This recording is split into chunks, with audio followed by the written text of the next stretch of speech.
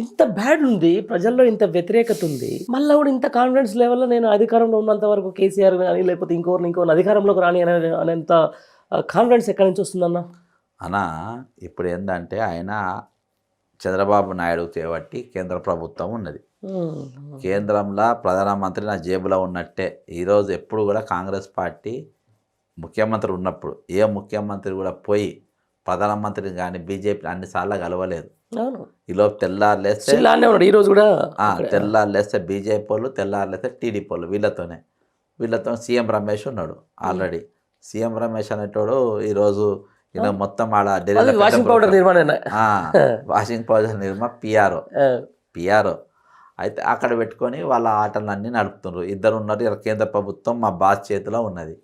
హైదరాబాద్ తీసుకొని బాస్ చేతిలో పెట్టిన బాసే నన్ను కాపాడుకుంటారు. ఇలా వాళ్ళు కూడా ఇక తెలుగుదేశం ఉందని అనుకుంటారు, వాళ్ళు కాంగ్రెస్ ఉందని ఏమో అనుకుంటలేరు.